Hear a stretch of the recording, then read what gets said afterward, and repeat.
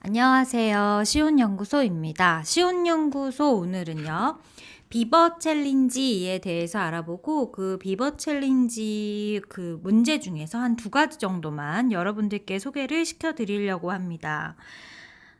비버 챌린지를 들어보신 적이 있으신가요? 이 비버 챌린지는 컴퓨터 과학, 그러니까 컴퓨터 사이언스라는 학문을 좀 흥미있게 아이들에게 좀 접할 수 있게 도와주기 위한 교육운동이라고 여러분들이 이해하시면 좋을 것 같은데요.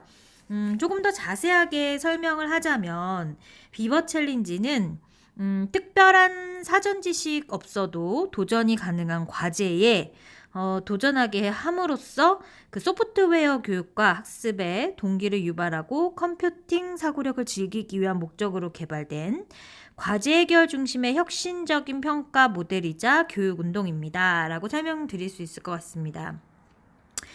일단 이 운동은요, 2004년에 리투아니아의 그 발렌티나라는 교수에 의해서 처음 시작이 되었고요. 첫 해 참가자는 한 700여 명 정도였는데 2015년 기준으로 전 세계 44개국 130만 명의 학생들이 참여 중이고 2016년에는 49개국 170만 명의 학생들이 참여를 하고 있습니다. 이 비버 챌린지가 어떻게 보면 우리가 소프트웨어 교육에서 언플러그드 교육이 가야 할 방향이다라고 여러분들이 참고하시면 더 좋을 것 같아요. 이 비버 챌린지는 우리나라에서도 이제 그 한국정보과학회, 한국컴퓨터교육학회, 한국정보교육학회 등 정보과학 및 정보교육 분야의 국내 최고 학회 소속의 교수와 초등학교 현장에서 소프트웨어 교육을 담당하는 교사들의 열정과 헌신, 재능 기부와 봉사를 바탕으로 운영이 된다고 하는데요. 사실 이 비버 챌린지는 우리가 이제 컴퓨터 과학이라고 하면 딱 떠오르는 게 프로그래밍일 텐데, 이 프로그래밍을 잘하기 위한 사전 지식이라기보다는, 그러니까 컴퓨팅 사고력을 함양하기 때문에 이제 컴퓨터 사이언스의 이론을 접하게끔 좀 쉽게 풀어낸 과제이기는 한데, 그 윙이라는 학자가 말했듯이 이 컴퓨팅 사고라는 것이 고등 사고 기능이잖아요. 그래서 이 비버 챌린지에 나와 있는 문제를 조금 이따 여러분들이 보시면 아시겠지만 어떤 특정 도메인이 있는 어떤 특정 영역의 교과의 지식이라기보다는 제너럴 스킬, 그러니까 사람들이 기본적으로 가지고 있는 사고 기능을 좀 일깨워주는, 그런데 그 사고 기능이 굉장히 여러 가지가 있잖아요. 그 사고 기능 중에서도 컴퓨터 과학, 컴퓨터 사이언스 분야의 이론들을 조금 더 밀접하게 느끼게끔 도와줄 수 있는 그런 어떤 알고리즘을 가지고 있는 그런 교육이며 운동이다라고 여러분들께 설명을 드릴 수 있을 것 같습니다. 좀 짧은 시간 내에 여러분들께 이해를 구하다 보니까 좀 전문적인 내용이 나오기도 하고 한데요.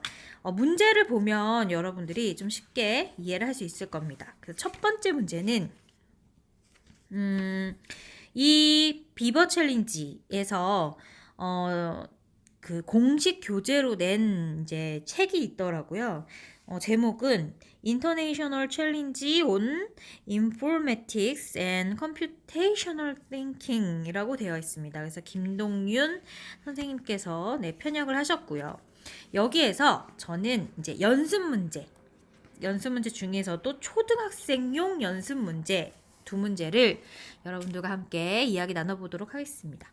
더 보고 싶으시다면 댓글에 남겨주시면 제가 다음에 또 다른 문제들도 소개를 시켜드리도록 할게요. 먼저 첫 번째 문제는 외계인들과 행성이라는 제목을 가지고 있는 문제인데요. 새로 발견된 외계 행성에 귀여운 외계인들이 살고 있습니다. 귀엽죠? 외계인들이 살고 있습니다. 외계인이 사는 행성을 연결할 때 떠올릴 수 있는 특징은 무엇일까? A. 색깔, B. 회전 기능, C. 모양, D. 감정 표현이라고 되어 있는데요. 지금 이 문제에 굉장히 많은 사고 기능이 들어가 있다라고 저는 볼 수 있어요. 먼저 우리가 이 문제를 풀기 위해서는 그 4명의 귀여운 외계인들을 서로 견줘봐야 되잖아요. 그래서 비교를 하기 위해서는 또 어떤 점이 다른지 변별이라는 사고 기능도 여기에서는 찾아볼 수 있겠죠. 그래서 이렇게 변별하고 비교하는 이런 어떤 일반적인 제너럴 스킬적인 어떤 측면부터 시작을 해서 여기에 문제를 풀기 위해서는 추론 능력이 필요합니다. 그래서 위에 있는 외계인들과 아래에 있는 행성들의 어떤 공통점을 또 찾아야 되니까 또 여기에서는 또 분류라는 것도 좀 포함이 되면서 추론 능력까지 이어지는 이런 문제라고 볼 수 있어요. 굉장히 재미있고 좋은 문제인데요.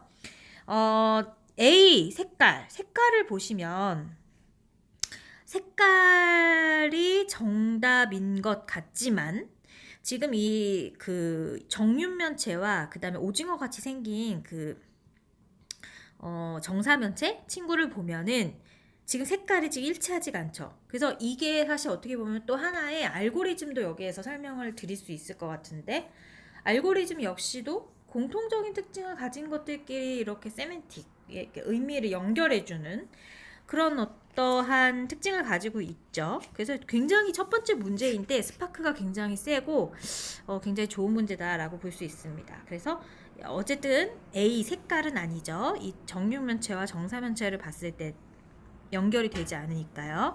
B는 회전 기능.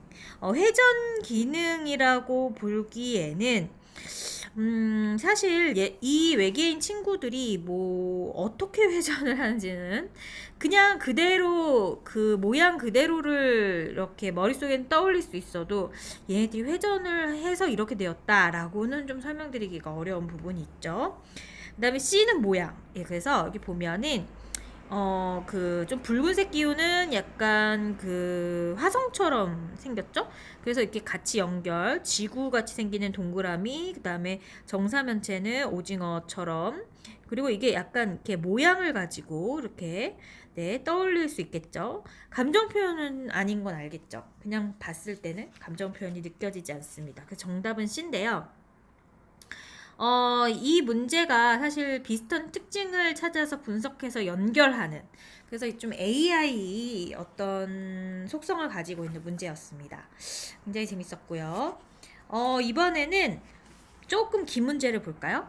제목은 비버의 옷 입기 규칙입니다. 복잡한 규칙에 따라 행동하는 것을 좋아하는 비버가 새로운 옷 입기 규칙을 만들었다. 그러나 일부 비버는 규칙대로 옷을 입지 않았는데 아래의 그림을 이용하면 비버가 알맞게 입고 있는지를 확인할 수 있다. 이와 같은 그림을 나무, 트리라고 부른다. 왜냐하면 실제로 나무 모양과 같이 맨 위에 있는 처음 지점 단일 노드에서 다른 여러 지점 노드로 나뭇가지 모양처럼 연결되어 있기 때문이다. 모든 각 지점에서는 아래쪽의 나뭇가지 방향으로 이동하며 옷을 골라야 하고 다시 위쪽으로 올라갈 수는 없다. 문제.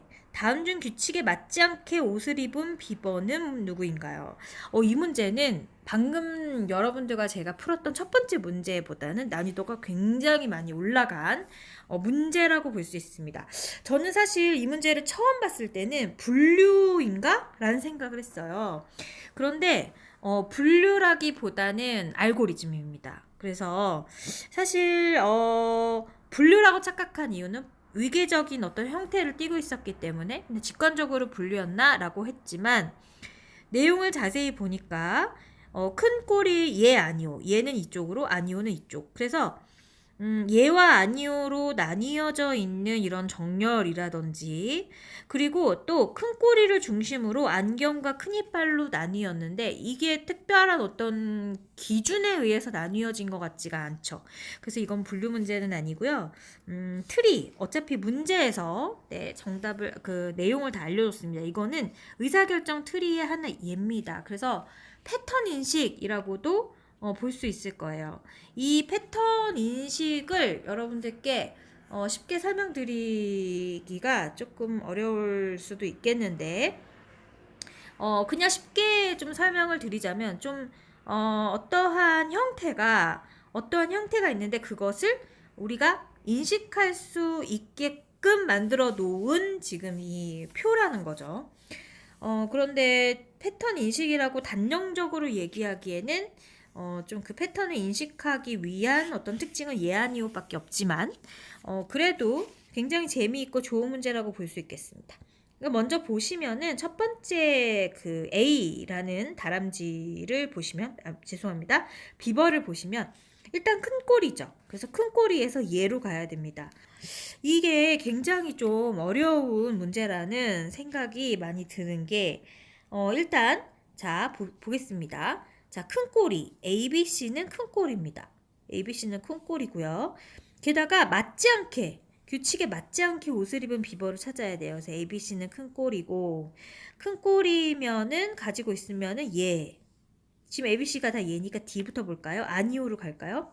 큰 이빨 또 아니오죠? 그럼 파란 모자리를 쓰고 있어야 됩니다. 파란 모자를 쓰고 있어요. 그래서 D는 일단 이 루트에 의한다면 네, 맞게 지금 갖추고 있고요. 그럼 나머지 비버들을 보겠습니다. 큰 꼬리 예. 그래서 안경을 끼고 있나요? 셋 다 안경을 안 끼고 있습니다. 그러면 초록 셔츠를 입고 있어야 되는데요. 이 초록 셔츠를 또 안 입고 있으면 파란색 모자를 쓰고 있어야 됩니다. 규칙에 맞지 않게 옷을 입은 비버는 B다라고 찾을 수 있는 거죠. 이거 굉장히 어려운 문제입니다. 하지만 굉장히 재미있는 문제입니다. 여러분들 이 두 가지의 문제를 봤는데 제가 예전에 컴퓨팅 사고에서 얘기한 적이 있는지 모르겠는데 이 컴퓨팅 사고라고 했을 때 이야기해 볼 수 있는 구성 요소들이 여러 가지가 있어요. 뭐 자동화도 있고 시뮬레이션도 있고 문제 분해도 있고 그리고 문제 분석도 있고 또 병렬화도 있고요. 그리고 또 패턴 인식도 있습니다. 그런 구성 요소들 중에서 여러분들이 지금 방금 저와 함께 본 이 문제는 패턴 인식에 활용이 되고요. 그리고 또 이 비버 챌린지가 컴퓨터 과학 이론을 기반으로 했다고 했잖아요. 이 지금 의사결정 트리, 이 트리 자체가 그 프로그래밍을 하기 전에 설계를 할 때 알고리즘을 짜는 형태를 지금 유사하게 지금 갖고 있는 모습을 여러분들은 보실 수 있어요. 그래서 지금 오늘 여러분들과는 이렇게 두 가지의 문제만 지금 같이 한번 봤지만 제가 지금 보고 있는 책에는 이제 중고등학생용도 있고요. 그리고 또 따로 나누어서 뭐 중학생용, 초등학생용 그래서 굉장히 많은 문제들이 수록이 되어 있는 걸 볼 수 있습니다. 그래서 뒤에 보면 이진법 같은 것들도 볼 수 있고요. 또 스캐너 처리하는 그런 어떤 원리를 활용한 문제들도 볼 수 있습니다. 그래서 조금 시간이 또 되고 여러분들이 또 댓글로 원하신다면 몇 가지 문제를 조금 더 여러분들께 보여드릴 수 있도록 영상을 준비해 보도록 하겠습니다. 하지만 오늘은 여기까지입니다. 네, 여러분 좋은 시간 되었기를 바라고요.